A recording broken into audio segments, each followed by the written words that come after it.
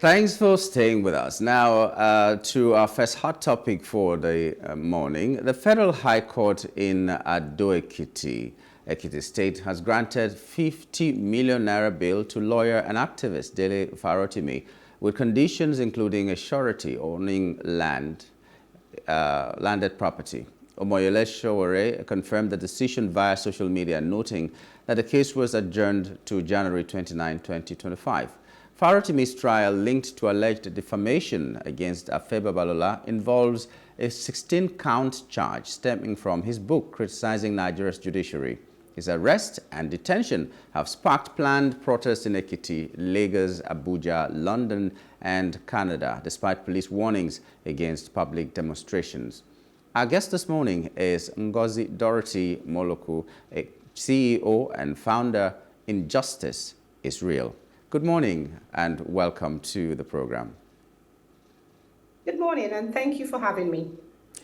Okay, let's just walk us through what this case between Afe Babalola and Farotimi is regarding the integrity of the judiciary and everything. So let's get your opinion on it before we continue. Okay, thank you very much for that. In terms of Lagos State, you see, Dele Farotimi has been charged for libel. In Lagos State, it's a case, it's a civil matter, it's not a criminal matter. It's been repealed in Lagos State. The criminal law of Lagos State 2011 has repealed it. It's a civil issue, it's not a criminal matter. The case of Dokubo Asari and Federal Republic of Nigeria also has deemed it unconstitutional. It's unconstitutional.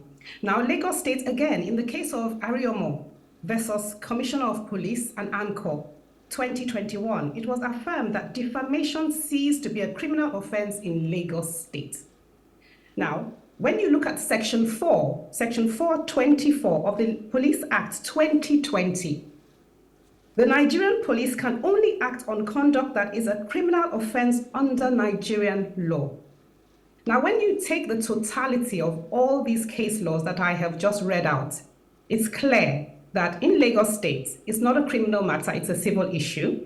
It's clear that, as I said, Dokubo Asari versus Federal Republic of Nigeria, it's unconstitutional to deem libel, defamation, a criminal offense. Now, Afe Babalola and his team, the case law they're standing on in Ekiti State is the Criminal Code Law of Nigeria, which allows libel to be deemed a criminal offense.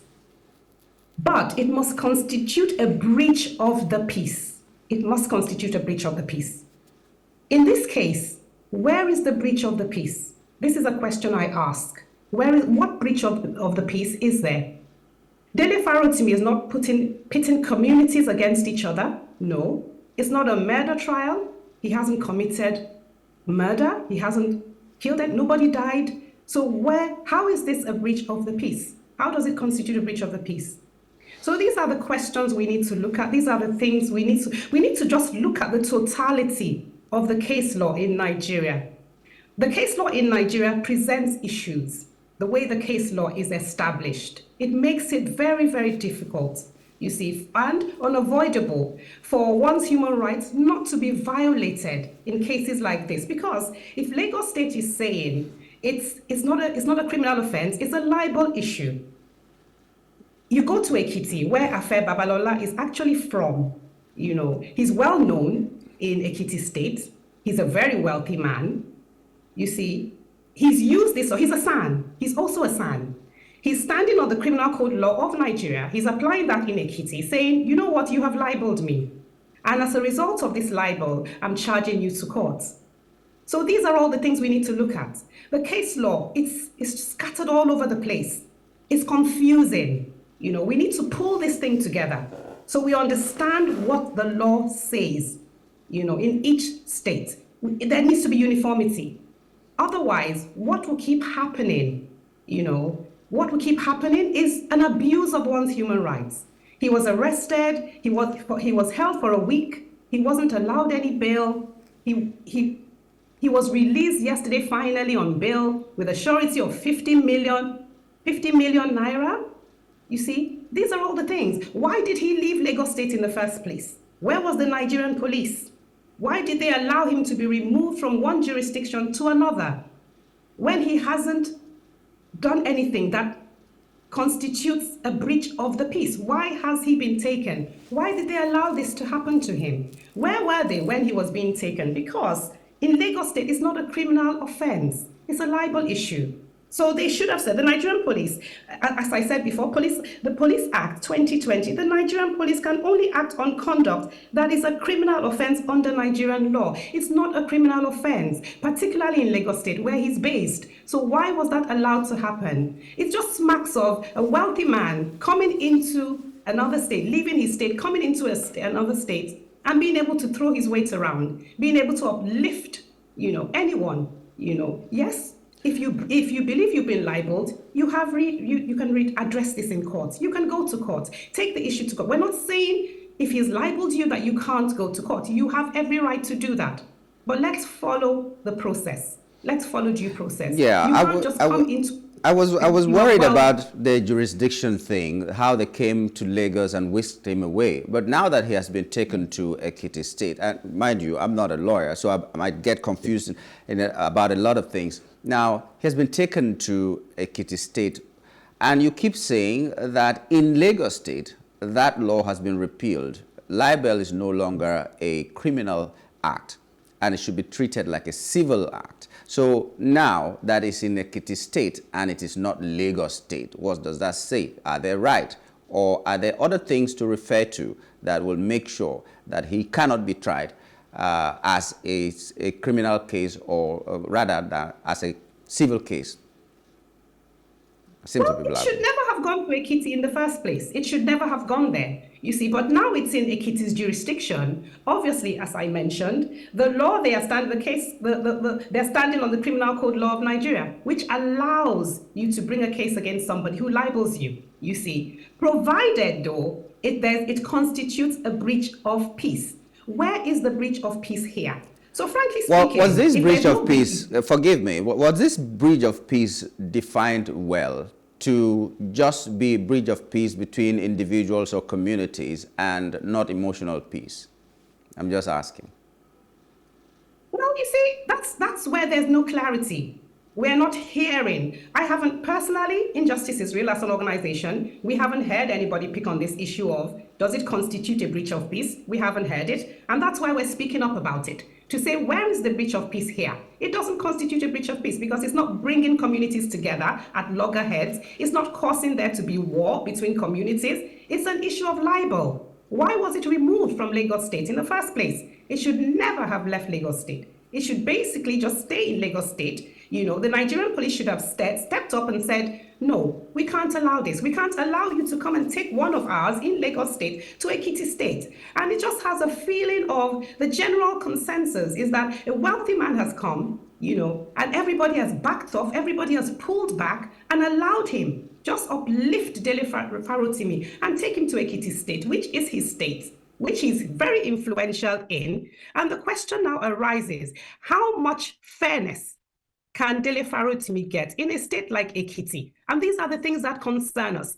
because this is Are Babalola's state. This is where he's from. And he's applying the Criminal Code Law of Nigeria in Ekiti State, which is allowed in Ekiti State. But what is the fairness here for someone like Dele Farotimi, who has just been uprooted from Lagos State, taken all the way down to Ekiti State? And these are the things that concern us. We saw him yesterday. He was arrested and handcuffed.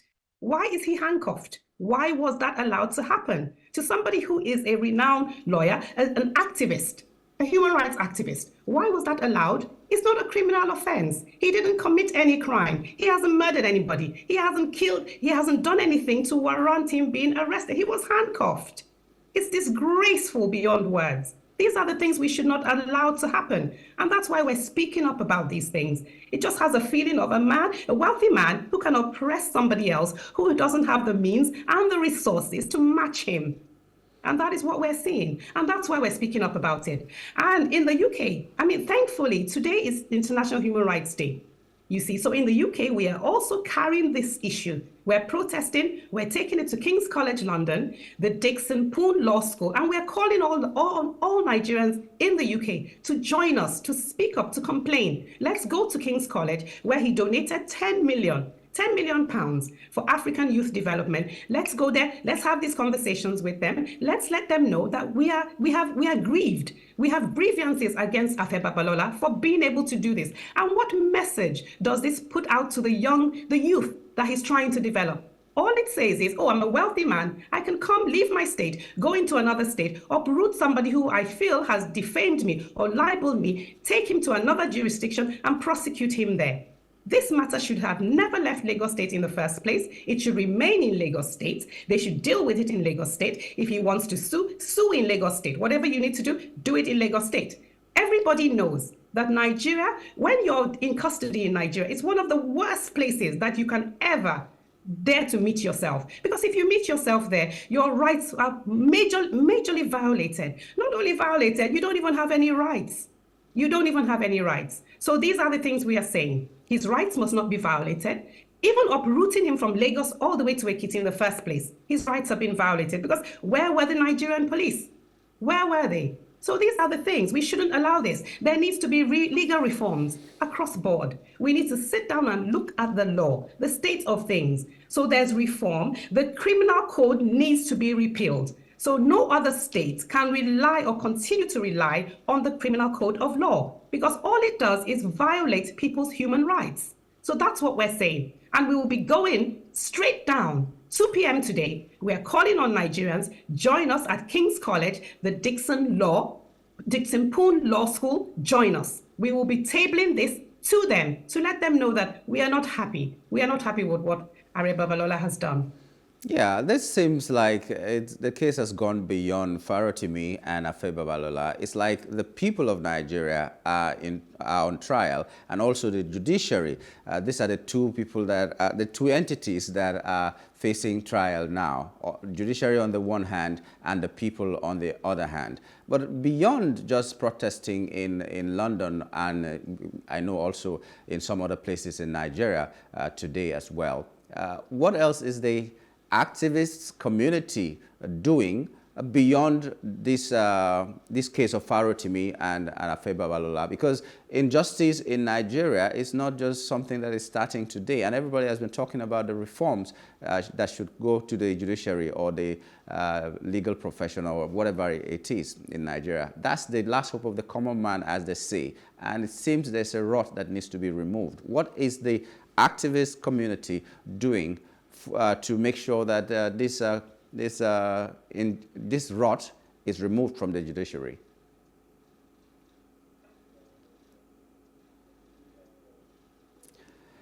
Anyway, Ngozi will rejoin us in a moment. We're talking about the fact that the human rights lawyer and activist Farotimi has been whisked away, or was whisked away, from Lagos State to Ekiti State. We're looking at the issue of jurisdiction. Why was it allowed? We've been speaking with Ngozi Dorothy Molokwu, CEO, founder. Injustice is real. Now, we're looking at issue of jurisdiction. How was it possible that the police came from Ekiti State to arrest someone in Lagos State and nobody said anything? And is being tried in Ekiti State, where the person, the legal luminary, is from, and where he has the most influence in Nigeria, even though he is someone who is respected in that profession nationwide. But he has the most influence in Ekiti State, which is his home state. This person was taken to Ekiti to be tried in Ekiti, and the sureties after the bail conditions were given, has to come from Ekiti State. He has to have landed property in Ekiti State. He has to be a resident of Ekiti State. So no matter the friends that Farotimi might have in Lagos, they cannot be sureties for him in Ekiti State because they may not be living in Ekiti State. So and then it is 50 million naira that he has to pay. So we're looking at all this, but we're concerned about the fact that apart from the fact that Farotimi is on trial now for 16 counts, which is not murder, but is being tried as a criminal case, what about the other Nigerians who may not have as much a voice or as much of an influence like Farotimi in the scheme of things? What will happen to them? So using this case as a point of contact, as they say, what are we doing to make sure that this kind of a thing doesn't happen? We've been talking about reforms in the judicial sector. What are we doing about it? What can be done? What can be tweaked in the judicial system that will make it better? These are questions we're asking ourselves. And if this case has to continue, what does that portend for Nigeria as a country? And what will the world be looking at us to see from this case? Those are questions we need to answer. We're hoping Ngozi will rejoin us soon. Ngozi Dorothy Molokwu, as I said, is a CEO, founder. Injustice is real.